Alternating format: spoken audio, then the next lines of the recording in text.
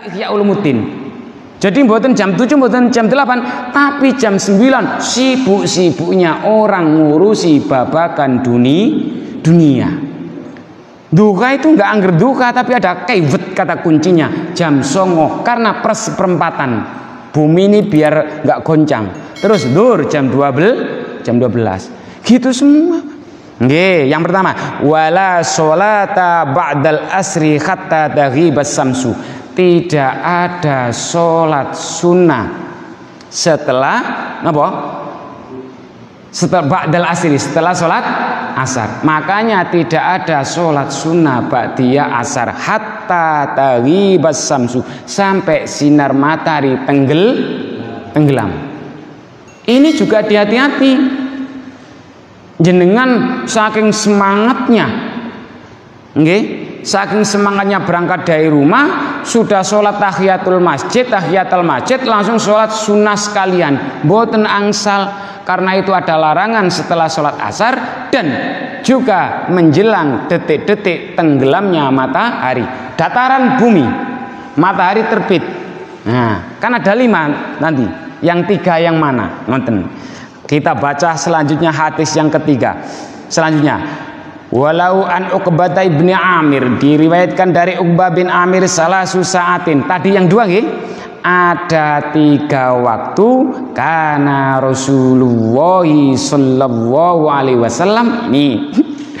Ada 3 waktu yang baginda Rasulullah Muhammad sallallahu alaihi wasallam yanhana, melarang kepada kami an-nusolliya, untuk sholat fihinna, di dalam 3 waktu niku. Ngerti nggih? Ada 3 waktu yang baginda Rasulullah Muhammad sallallahu alaihi wasallam melarang untuk nusolliya, sholat di dalam 3 waktu itu. Nggih, kula rada miring wong jamaah sing teng mriki ya banyak ribuan nggih. Nggih, rada miring sakniki nggih. Yang pertama, selanjutnya wa annakburu fihinna mautana, dan 3 waktu itu bukan hanya sholat yang dilarang, wa annakburu fihinna, dan juga mengubur jenazah di dalam 3 waktu itu. Maksudnya mautana, orang-orang yang meninggal. Nek jenazah Covid jam pinten le ngubur? Nggih. Kok orang lain beda wilayah, tetangga aja lo nggak tahu kalau dia meninggal. Soalnya dari rumah sakit langsung ke makam. Ini kula nggih ngelongso, ya Allah kok begini ya nggih. Mesake ngono. Pengen doakan, pengen nyolatkan juga nggak bisa, bingung ya. Nggih, pun. Hina yang pertama, hina tatlus syams, ketika sinar matahari mau terbit. Berarti jam pinten mau terbit niku? Nggih. Nggih. Terbitnya jam pinten? Jam 6. Kula tanya, enten boten tiang nyolati jenazah niku tiang ngubur jenazah niku jam 6 pagi? Seingat kula sejak usia balik akil dereng pernah. Nggih. Nggih. Tapi kebanyakan kita pripun? Niki kita bayangkan apa masa Covid apa sebelum Covid. Roto-roto habis subuh sekalian ke rumah jenazah terus nyolat. Niku mboten angsal, Pak. Iya, kalau jenazah itu mau sekalian itu dikuburkan. Roto-roto kula sakderenge ngelanjutnya yang 3 ini, saya meloncat hadis yang selanjutnya. Tadi loh yang saya ceritakan, rata-rata orang habis sholat subuh langsung nyolati jenazah itu kiblatnya langsung ke Mekah.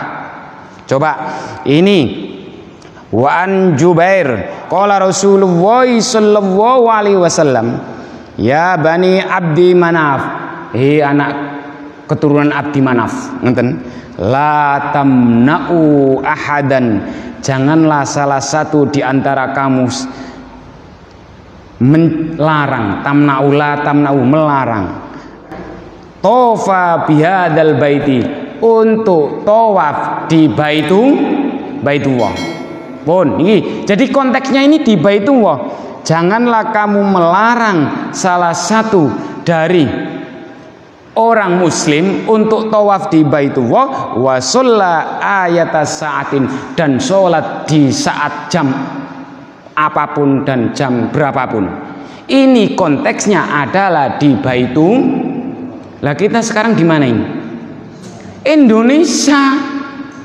Makanya sebenarnya Pak, yang bagus itu habis sholat subuh niki setelah saya wawancarai, mumpung belum batal sekalian tak sholat jenazah sekalian. Nonton nggih? Nggih. Padahal kan lebih baiknya kan minimal ya takziah dulu, sakit nopo, meninggal, wong biasanya mboten meninggal nggih. Kok meninggal? Mboten. Tidak langsung sholat sebenarnya, nunggulah setelah sinar matahari terbit. Karena dalam hadis ini, meskipun ada larangan, janganlah kamu sholat di 3 waktu, termasuk juga mengubur jenazah. Pertanyaan saya, lebih dulu mana mengubur jenazah dengan sholat? Sholat, okay. Jadi ini iso bayan li tafsir, harus kita menganalogikan lebih panjang lagi, lebih cerdas lagi. Apalagi jenazah rata-rata jam pinten le makamkan. Sebelum Covid masih bebas. Jam 2. Gitu. Emangnya di sana langsung dimakamkan. Di sini kan nunggu. Jam 2, kadang-kadang jam 11, kadang-kadang jam 3 menjelang asar. Saya pernah sholat jenazah. Ngerti nih kapan ini adzan zuhur. Ada jamaah saya nggak kenal. Pak Ustadz, nanti kita ya dulu nunggu adzan dulu. Wah bagus Pak. Termasuk pas sinar matahari di tengah-tengah itu juga sebaiknya tidak ada sholat jenazah dulu pas sinar matahari di tengah-tengah. Ciri-cirinya apa? Ketika benda itu berdiri tidak ada bayangan. Itu berarti sinar matahari zuhur kan sudah gelincir sinar matahari itu. Makanya kita kembali lagi, kita baca selanjutnya. Yang pertama tadi dilarang untuk sholat dan mengubur jenazah, yaitu sampai kira-kira sinar matahari terbit. Wa khina yaqumu qa'imud dhahira. Nah, ketika bayangan itu berdiri tegak, niki Sahih Bukhari Muslim loh Pak. Di sini saya cek sudah ada. Ketika bayangan itu berdiri tegak, hatta tazulas samsu, sampai sinar matahari tergelincir ke sebelah barat sedikit. Berarti sekitar, maksudnya ketika waktu sholat zuhur sudah dimulai. Makanya bapak-bapak, ibu-ibu, kalau ada orang yang meninggal, meninggalnya jam 2 atau jam 3 pagi, diusahakan tamu yang hadir sekitar jam 11 lebih atau setengah jam menjelang zuhur tidak sholat jenazah dulu. Nunggulah waktu zuhur adzan dikumandangkan, langsung sholat jenazah dulu, nggak masalah. Yang menjadi larangan bukan zuhurnya dulu atau jenazahnya dulu, tapi sinar matahari pas di tengah-tengah itulah tidak diperbolehkan sholat apapun illa sababun.